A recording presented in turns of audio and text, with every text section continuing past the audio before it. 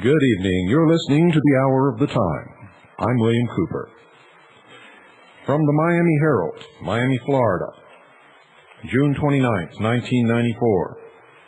ADL launches book against religious right by Peggy Landers, Herald religious writer. Art Teitelbaum minced no words Tuesday in blasting a contingent of the religious right for using what he called murderously mean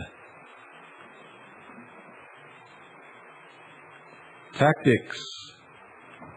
Murderously mean tactics in pursuing an exclusionist and dangerous political agenda, particularly in Florida. The Anti-Defamation League Southern Area Director called a news conference at his downtown office to announce the distribution of a 190-page National Anti-Defamation League report called The Religious Right, the Assault on Tolerance and Pluralism in America. The book, which costs $7.50 and is available through the Miami ADL office, is the result of a year-long national research project to document what its authors call a bitter push to replace the wall of separation of church and state with a citadel of Christianity, while suggesting that those who defend the walls are enemies of God. Well, it sounds like at least they know who they are. It warns that the religious right is seeking to Christianize public school curricula and gain control of the Republican Party. Florida has become a lightning rod state for grassroots campaigns to return prayer to public schools, oppose abortion, elect Christian candidates, and oppose civil rights protections for homosexuals, Teitelbaum said. Florida represents in many of its communities what America will be like in the year 2000 in cultural diversity and changing demographics. The state's future depends on our success in being a multicultural society, he said. He pointed to the murder of Dr. David Gunn by religious anti-abortion activists in Pensacola. I wonder why he didn't point to any of the murders committed by the ADL. The success in Lake County of Christian fundamentalist school board members in mandating that public school students be taught that American culture is superior to all others, and the American Family Association's initiative to block civil rights protections for homosexuals as religious right activities in Florida. Folks, what they call protections for homosexuals are really the granting of rights to homosexuals that no one else has, and that should never be allowed. Teitelbaum warned of stealth candidates who hide their religious objectives and the possibility of religious tests for political office. If he's a Christian, vote for him. If he's not, don't. But Raul Molina, director of the Dade County chapter of the Christian Coalition, says such claims are inaccurate and mean-spirited. The 1.2 million members of the Christian Coalition are people of faith who have felt disenfranchised and underrepresented and want to have a voice in our country's government, Molina said. We are a political movement based on issues, not on religious doctrines. It's the liberals in organizations such as the Anti-Defamation League that are attempting to censor us and take away our voice in government. They are the ones who are intolerant and exclusionary. Amen.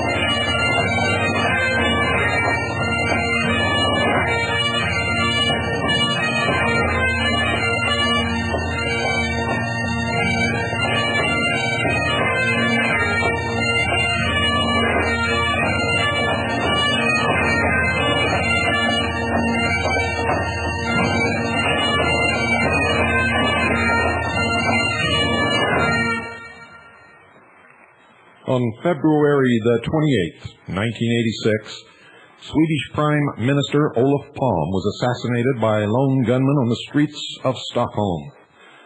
Just before his assassination, Palme was in the process of cracking down on Swedish arms dealers who were funneling guns to the Nicaraguan Contras and to the Iranian regime. Shades of Ali North.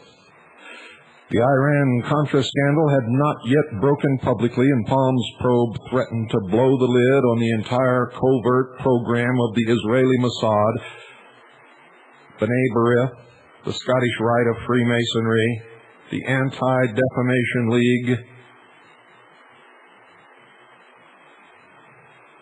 and, of course, the American Intelligence Network. Curiously, many of the guns being sold by the Swedes with the collusion of Oliver North, the CIA Chief William Casey, and the Israelis were coming from East Germany and other Soviet bloc states. Are you beginning to understand the implications? Was Palme in the process of unearthing a cynical East-West collusion, as I have warned you about previously? An even nastier reality buried beneath the then unknown Iran Gate scandal? Was he about to blow the lid on the phony Cold War? Had he inadvertently stumbled onto the trail of the Anti-Defamation League's own involvement in this demi-monde of gun and drug dealing? Absolutely, ladies and gentlemen. Absolutely. The answer to that question was implicitly given within days of the Palme assassination, when the Anti-Defamation League joined with the KGB and the East German Stasi, State Security Service, in an effort to blame the Palme murder on Swedish associates of Lyndon LaRouche, who had already exposed all of their dirty dealing. ADL Fact-Finding Division Chief Erwin Sewell, himself an Oxford University-trained active member of the Socialist International, an alumni of our President William Clinton, personally flew to Stockholm to fuel the disinformation campaign linking LaRouche to the Palme murder. Soviet Ambassador Boris Pankin, a major general in the KGB who specialized in planting disinformation in the Western press, directed the Soviet side of the LaRouche killed Palm hoax. While Georgei E. Arbatov, the head of the Soviet Academy of Sciences USA-Canada Institute, added his voice to those accusing LaRouche, ultimately the Soviet government-owned TV network aired an hour-long docudrama elaborating this lie. And it was a lie.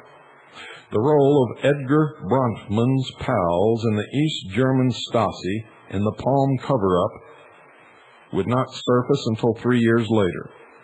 However, back in August of 1989, the Stockholm daily newspaper, Expression, revealed that Swedish police had bugged the home of a resident KGB agent and had audio tape evidence that the man knew at least 24 hours before Palm's murder that the Prime Minister would be killed.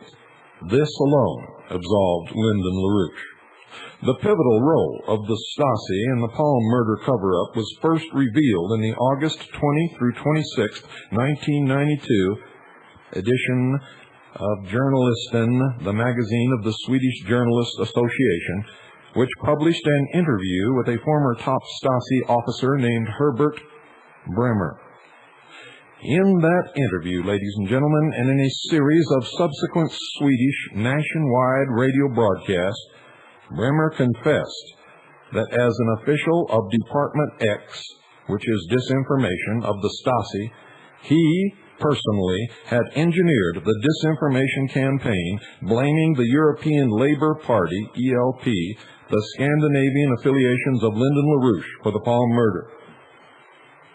Bremer told Journalisten, quote, "At my desk, I drew up the outlines of how the ELP theory would be conduit into the Swedish police investigation.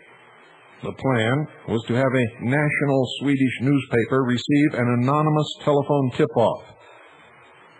As an alternative, the information would go directly to one of the special tip-off phones made available by the police. The content would be along the lines that the caller, quote, knew that the ELP had committed the crime, end quote. In addition, he or she had, quote, witnessed hectic activity in the ELP headquarters in the night, end quote. Nothing was really true, but it sounded well-informed and credible, end quote." Indeed, the 1986 Stasi-manufactured disinformation was conduited into the United States media through the Anti-Defamation League. NBC television ran the story as a leading news item on their evening news broadcast, interviewing Anti-Defamation League official Sewell as part of their coverage, just as they conducted repeated interviews with Anti-Defamation League officials and officials of the Cult Awareness Network, another branch of the B'nai B'rith, during the Waco massacre. Ultimately, the United States Justice Department would use the Palm disinformation to justify a massive paramilitary police raid against LaRouche's home and offices of his associates in Leesburg, Virginia in October 1986, resulting in a tremendous miscarriage of justice. Am I a supporter of Lyndon LaRouche? Not on your life, ladies and gentlemen, for he himself is a closet socialist masquerading as a conservative. The LaRouche killed Palm hoax was no isolated instance of Edgar Bronfman and the ADL teaming up with a communist secret police agency to target a political enemy or ply a lucrative business scam. It is, and always has been and will be unless you stop it, standard operating procedure for the Anti-Defamation League. According to syndicated columnists Rowland Evans and Robert Novak, on January 23, 1989, Bronfman hosted a secret meeting at his New York City penthouse to forge what the columnists dubbed, quote, a Jews for grain, end quote, deal between the Soviet Union and Israel. Also present at the gathering was Dwayne's Andreas, the chairman of the Archer Daniels Midland ADM grain cartel and a long-standing ally and financial backer of the Anti-Defamation League. The Wall Street Journal had dubbed Andreas Gorbachev's closest pal in the West. At congressional hearings, Andreas identified former Anti-Defamation League National Chairman Ben Epstein as the man who taught him all he knew about politics. The Bronfman-Andreas deal was straightforward in return for vast quantities of dirt-cheap grain from ADM and other United States-based grain cartels. The Soviet government would permit the mass exodus of Soviet Jews to Israel. It was an updated version of the Pollard espionage affair, in which United States military secrets were swapped for controlled Soviet Jewish migration to Israel. The invariant in the two efforts was the central role of the ADL. Now, I'd like to ask all of you out there who claim that the Soviet Union is controlled by Jews, why are so many Jews immigrating from the Soviet Union? I know the answer, but I bet you don't. As part of the Bronfman-Andreas deal, the Soviet KGB teamed up with the ADL and Bronfman's World Jewish Congress, the WJC, to foment a diplomatic breach between the Reagan administration and Austrian President Kurt Waldheim, the former Secretary General of the United Nations. The KGB manufactured and the ADL WJC conduited phony evidence that the Waldheim had been a top Nazi war criminal during World War II. The United States Attorney General Ed Meese, still employing the legal services of Anti-Defamation League fellow traveler, that's right folks, fellow traveler, Leonard Garment, bit on the forged material and declared Waldheim persona non grata in the United States. The purpose of the smear job was to shut down Austria as a way station for Soviet Jews coming out into the West. In the past, once Soviet Jews landed on Austrian soil, they were granted political refugee status, which then enabled them to settle in any country of their choosing. The majority either stayed in Western Europe or found their way to the United States. Very few went to Israel voluntarily. With Austria shut down, Bronfman and Gorbachev worked out alternative routes through Warsaw Pact states and eventually set up direct flights from the Soviet Union to Israel to ensure that the Soviet refugees had no choice as to where they would live. By the time Bronfman and Andreas forged their Jews for grain deal with Gorbachev in early 1989, the ADL had just about perfected their use of forged KGB documents to smear the entire Eastern European community in the United States as closet wartime Nazis. As early as 1979, the ADL had played a pivotal role in getting legislation through the United States Congress establishing the Office of Special Investigations, OSI, a special Nazi hunting unit inside the criminal division of the Justice Department directly against, ladies and gentlemen, all of our laws, our ethics, and our morals. This, in fact, was direct recognition of one specific religion against the Constitution of the United States of America, specifically to reap revenge upon their imagined enemies. ADL asset Representative Elizabeth Holtzman had sponsored the bill, which effectively stripped naturalized American citizens of Central European and Ukrainian descent of their constitutional rights by providing for automatic denaturalization and deportation without any due process whatsoever if the OSI could produce evidence that they had been tied to the Nazis during World War II. In fact, ladies and gentlemen, the Supreme Court has ruled that no one can strip an American citizen of their citizenship. Period. for any reason. Yet they do it. And you sit out there and don't say a word. And where did the lion's share of this evidence come from? 40 years after the end of World War II? From the Soviet archives, ladies and gentlemen. And how were they getting information from the Soviet archives, the communist nation behind an iron curtain, supposedly our bitter enemy?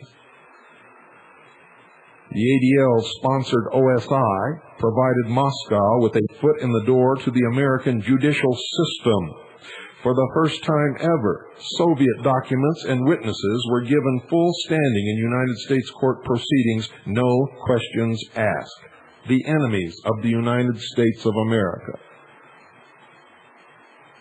bound by their vows and oaths of office to the Soviet Union, publicly declared their goal is to destroy the United States of America.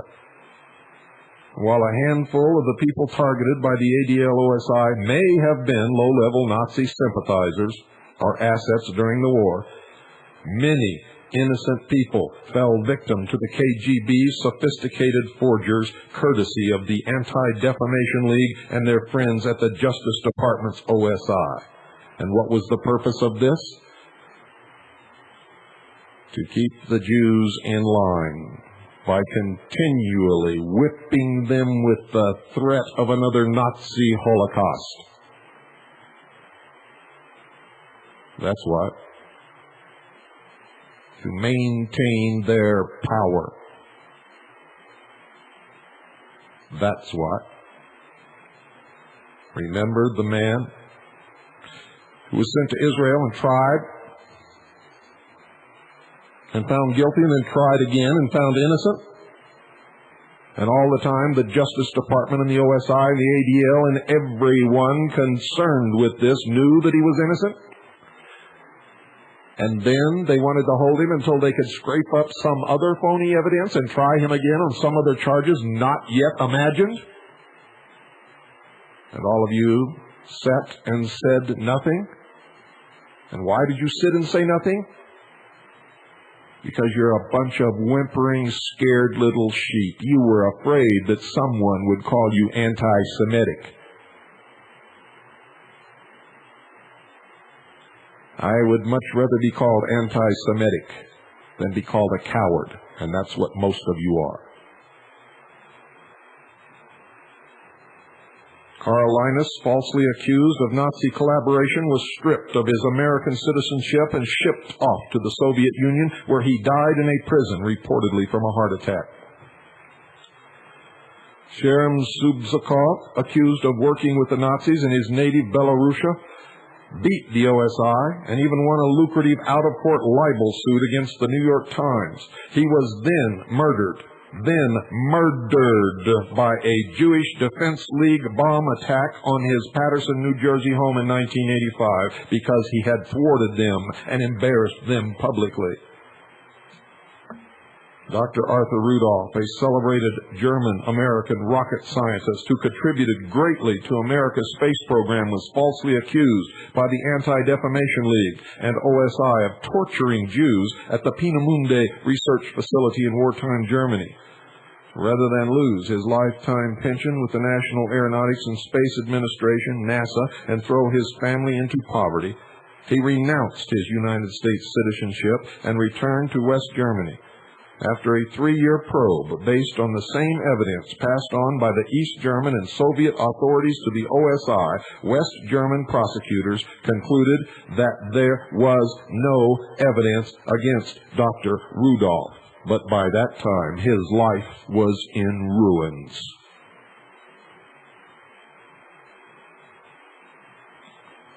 John Demjanjuk, a Ukrainian-American retired auto worker, accused of being the Treblinka concentration camp mass murderer Ivan the Terrible, was stripped of his citizenship and hauled off to Israel to stand trial. It was the biggest show trial since the proceedings against Adolf Eichmann, broadcast in its entirety live on Israeli national television. Demjanjuk was convicted and sentenced to death by hanging. Through unflagging efforts by his family and friends, Demjanjuk eventually gathered evidence showing that the OSI had suppressed evidence proving that another man had been identified as the real Ivan. They knew all along that he was innocent and were prepared to allow him to go to his death rather than buck the ADL, B'nai B'rith, the Scottish Rite of Freemasonry in the State of Israel. They were afraid of being called anti-Semitic. They are cowards. The case is now pending before both the Israeli Supreme Court and the United States Sixth Circuit Court of Appeals in Cincinnati, Ohio. The ADL's liaison to OSI, Elliot Wells, in a signed letter to the editors of the Washington Post, demanded that Demjanjuk not be set free. Using the kind of stilted, stupid logic that would make the KGB blush, Wells argued that even if Demjanjuk is innocent of the Treblinka charges, he must be guilty of some other war crimes and therefore should be held in custody until new evidence can be manufactured. And they're so used to getting away with this kind of ploy that it's actually a miracle that nobody listened. And I mean, ladies and gentlemen, a genuine miracle.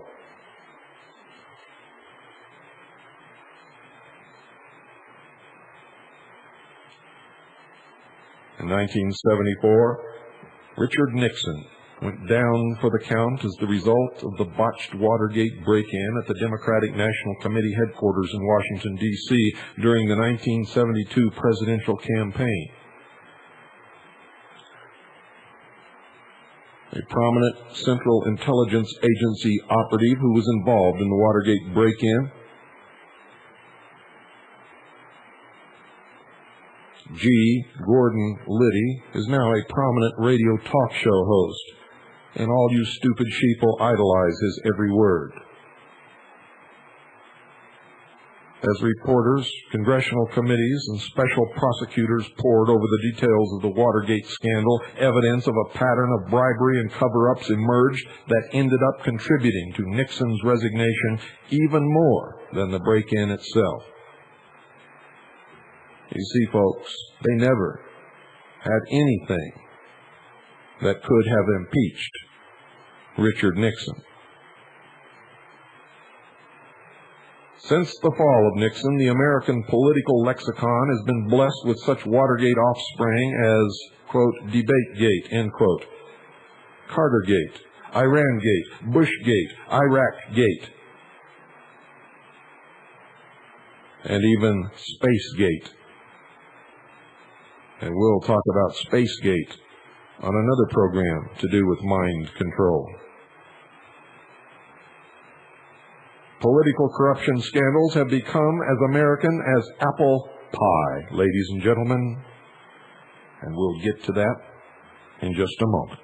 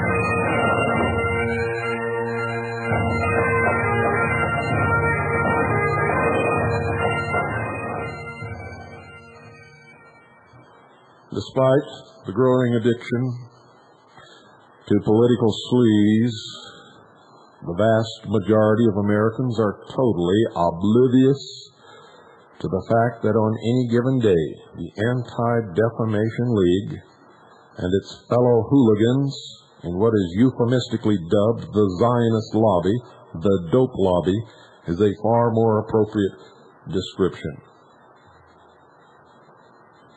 Commit crimes against the American electorate that make Watergate seem tame by comparison. Blackmail, extortion, and bribery, ladies and gentlemen, are such routine tactics of the Zionist lobby that its primary target victims, the United States Senate and House of Representatives, filled with cowards, have been turned into political mush, incapable of governing under the best of circumstances and completely paralyzed in the face of the current political and economic crises. How do you think we got to the point where we are at now?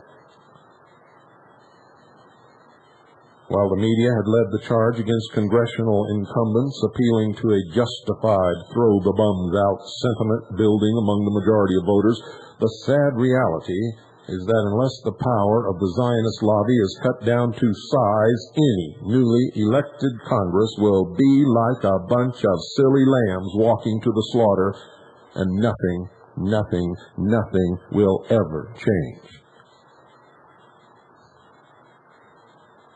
You see, they hold this Holocaust and anti-Semitic bullshit over everybody's head. And everybody, being the stupid sheeple that they are, they cower in fear in the corner.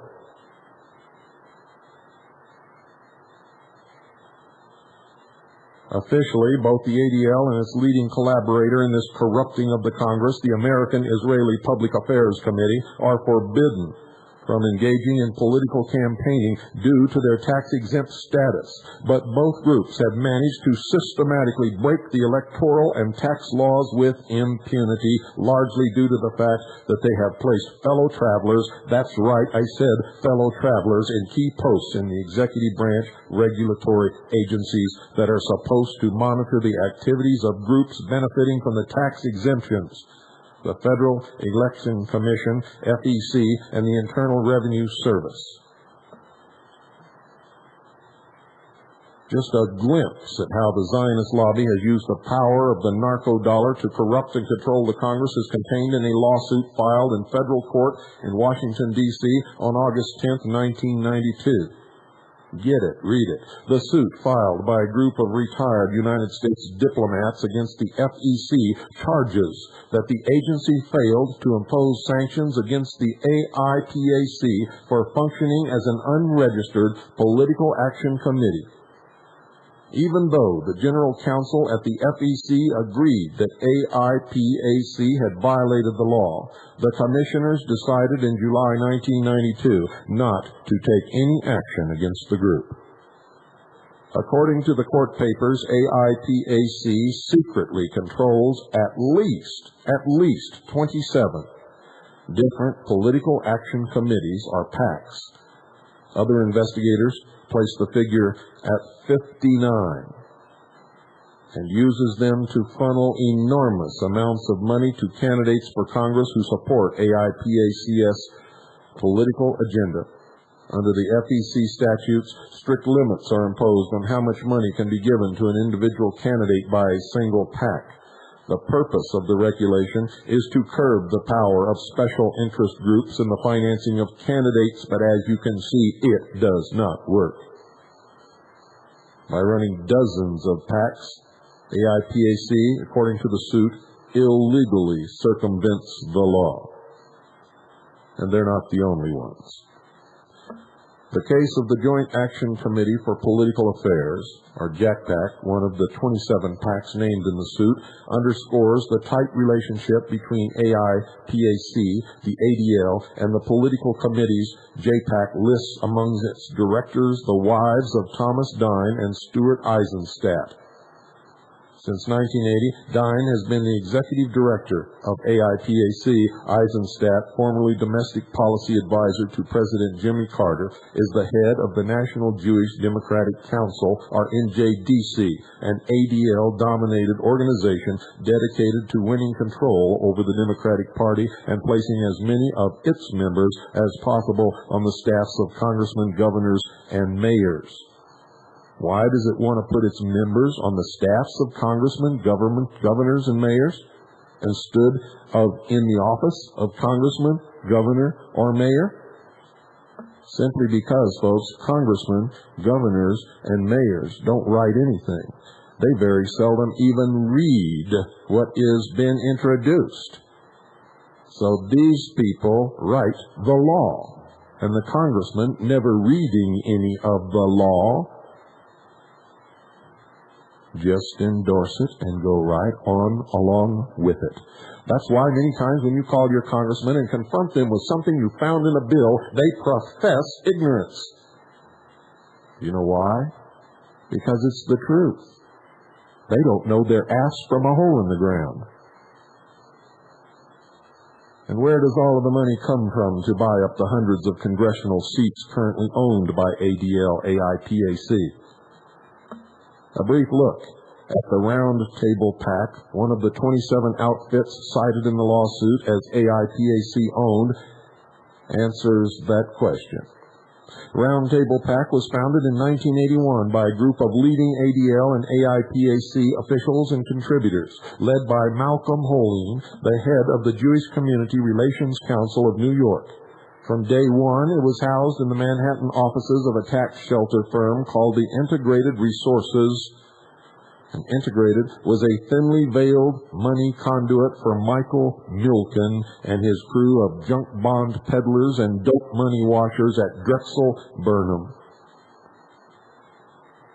In fact, Drexel CEO Stephen Weinroth, the liaison between Milken and Ivan Boesky in their insider trading scams, was a director of Integrated. All, ladies and gentlemen, all of Milken's prime investors socked their money into Integrated as a tax dodge. All of them also poured contributions into the Round Table PAC. Among the biggest donors to Round Table, Ivan Boesky, Robert Davidow, Milken's personal aide at the Beverly Hills office of Drexel, and the sons and daughters of Meshulam Riklis. Remember him? Lawrence Tisch, Saul Steinberg, and Paul Milstein of Carl Lidner's United Brands. When the Round Table PAC holds its meetings, guests of honor include respectively New York and Minnesota attorneys General Robert Abrams and Skip Humphrey, and New York Senator Daniel Patrick Moynihan, who is one of the biggest traitors on Capitol Hill. All are regular recipients of AIPAC PAC dollars in return for such generosity. Senator Moynihan in 1986 shepherded a tax code revision through the United States Congress that gave Integrated Resources and added $43 million in tax breaks. Don't you wish you had friends like that? With friends like Moynihan in key posts in the United States Senate, Integrated could afford to be generous, at least for a while. The relationship between Milken and Integrated was so tight that within 3 months of Milken's indictment in March 1989 for insider trading, Integrated defaulted on $1 billion in short-term loans. It seems that without the running pipeline of hot money from Milken's bottomless Caribbean cash pool, Integrated was lost, because the truth is, it never did anything except wash money. The AIPAC, ADL-run political action committees, in short, represent the combined financial clout of the Lansky Dope Syndicate. Any similarity between Anti-Defamation League, AIPAC, and the genuine national interests of the State of Israel or the Jewish people is purely crap. Absolute horse manure. All told, 211 candidates for the United States House and Senate from 48 states received money from the ADL AIPAC PACs between January 1st, 1991 and March 31st, 1992. Of the 211 recipients, 187 were incumbents. The total amount given in that 15-month period was well over $2 million, making ADL AIPAC the second largest source of institutional money to candidates for federal office, second only to the combined donations of all of the labor union PACs. And they're all in bed together. By October 1992, that figure had soared past the $3 million mark. The ADL AIPAC PACs don't funnel the majority of their money into Jewish candidates or even into candidates running for office in states where there are large Jewish populations. Are you listening to me? If you're Jewish, you had better be learning from this program, from this series of broadcasts. Or will you continue along as you always have been, afraid that your friends and neighbors will call you anti-Semitic? And they will, you know. Takes guts to be a real people instead of a stupid sheeple, no matter who or what you are. More typical of the kinds of office holders and candidates who receive AIPAC payoffs is Richard C. Shelby, a first-term Democratic United States Senator from Alabama who has recently gained notoriety for pushing a death penalty bill for the District of Columbia. Shelby received $67,800 from the AIPAC PACs in the 15 months beginning in January 1991, with a career total of $133,825. Another record-setting recipient of AIPAC largesse is Senator Tom Harkin, the Iowa Democrat, who ran an unsuccessful bid for the Democratic presidential nomination in 1992. Harkin came into the Senate in 1984 by defeating incumbent Roger Jepsen, who in 1981 had cast a decisive vote against AIPAC in a fight over the sale of AWACS surveillance aircraft to Saudi Arabia. In his first Senate bid, Harkin received over $100,000 from the AIPAC Combine. His career total in AIPAC money is a staggering $366,130. And we are accurate to the penny. A total of 29 current incumbent senators and congressmen have received over $100,000 in illegal contributions from the ADL AIPAC PACs. A dozen have received $50,000 or more dollars just for their 1992 reelection campaigns.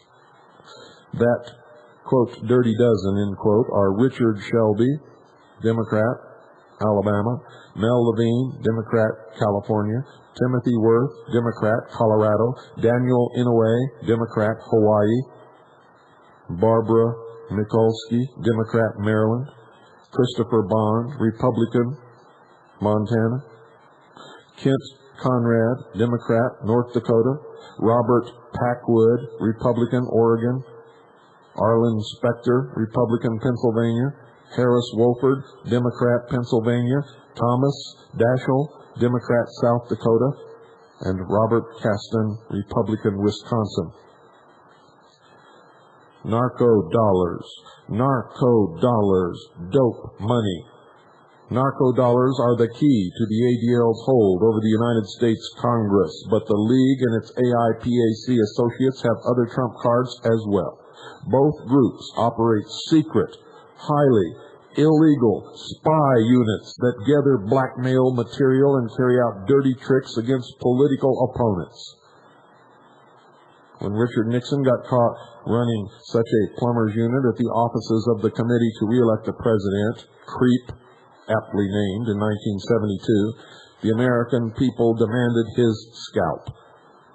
It remains to be seen what the reaction will be now that AIPAC has had its first damaging defection from its own plumbers unit.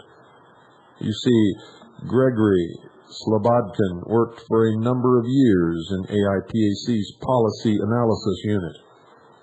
Slobodkin eventually got turned off by some of the dirty deeds he was ordered to carry out by the unit's chief, Michael Lewis, and he quit his job and went public with his story.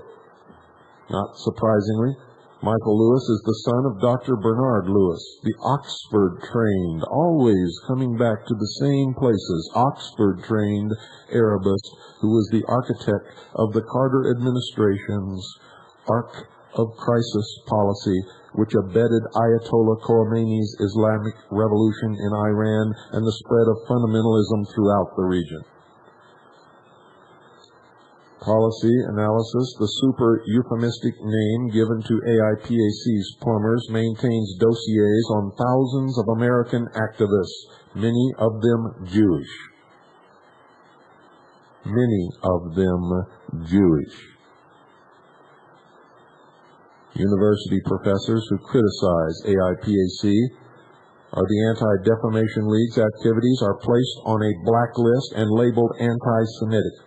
Their lectures are monitored by spies who occasionally stage noisy disruptions.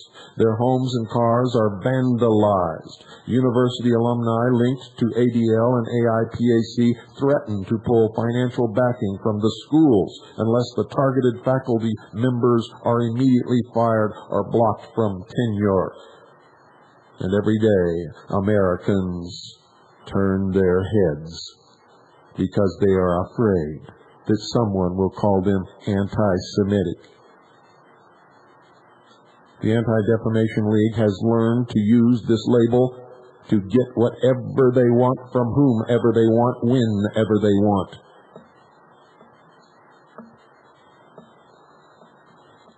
Members of Congress are cast as either friends or targets of the ADL, AIPAC. There is no in-between. If they are on the friendlies list, they may be the recipients of weekly computerized blackmail dossiers on some of their colleagues and other policy shapers, which are called activities.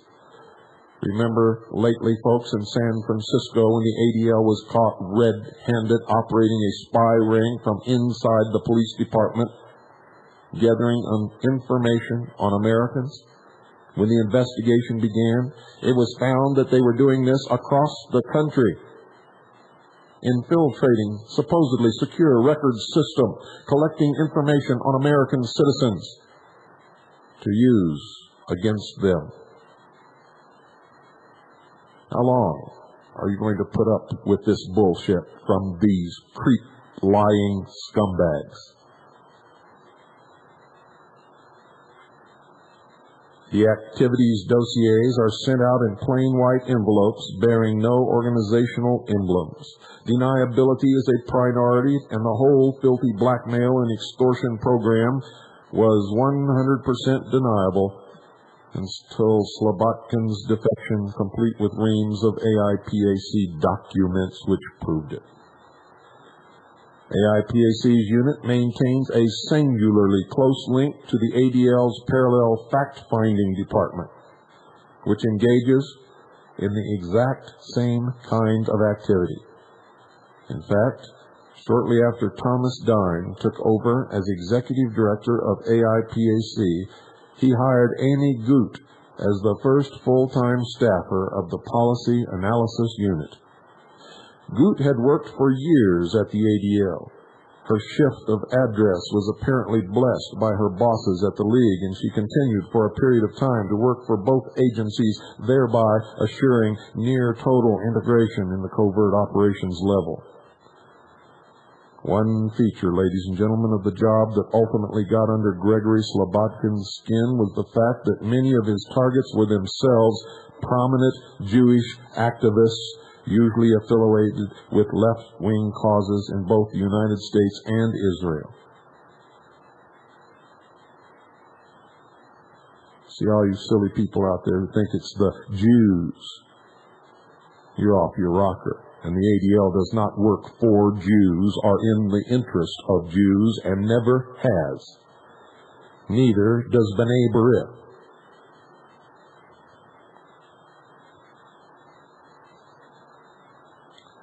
I don't know how many letters I've gotten from you stupid jerks out there who think you're going to solve all the world's problems by killing all the Jews.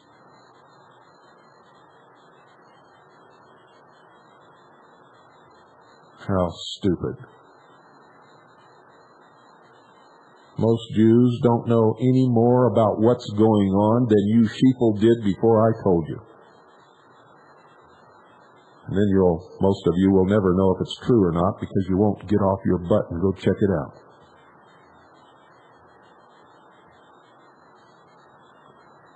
You see what a state of affairs we've sunk to? A nation out of control, run by scumbags, with an agenda emanating from deep inside the secret societies of the mystery schools, right under the noses of the sleeping watchdog, the American people, who are so ignorant, stupid, and apathetic that anybody that wants can get away with anything that they want at any time that they want, and they can tell any lie that they want because they know that you will believe whatever they tell you and you'll never check anything out. For all you know, I might be one of them. I might be sitting here telling you lie after lie after lie, and you won't get off your ass and go check it out. It's too hard, and I'm just one lonely little person. I don't have the capabilities to check anything out. Boy, I hear that all the time. Hear it all the time. God, I must be some super spirit from some foreign planet. I must have the biggest brain in the world. I must have some secret access to every source of information that there is. Because I'm just one lonely little old helpless individual, and I'm busy too, and I got a family to run. And I don't have any more time than any one of you out there has. So when you spout that bullshit at me, I just know that's another stupid sheeple standing in front of me that's too damn lazy.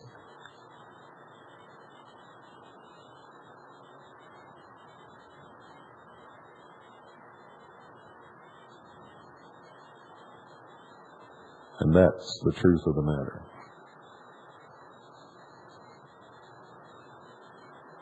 Many of these people that Slobodkin was supposed to target, many of them were simply outspoken critics of the Israeli Likud government's brutality toward the Palestinians living in the occupied territories. Many simply favored a peaceful and equitable solution to the Arab-Israeli conflict. Many of these Jewish activists were treated to the same violence and vicious smearing by the ADL, AIPAC, that was meted out to Palestine Liberation Organizations, or PLO officials. This McCarthyite targeting of prominent Jews who simply bucked the ADL, the Anti-Defamation League, on some policy issue or financial deal underscores the fact that the League and AIPAC are anything but Jewish defense organizations. They are, in fact, liars, deceivers, and manipulators.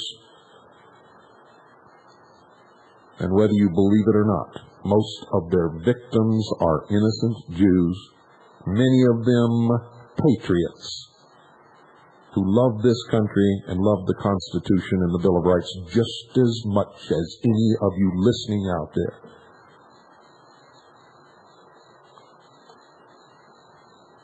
Put that in your pipe and smoke it, Major Clerkin.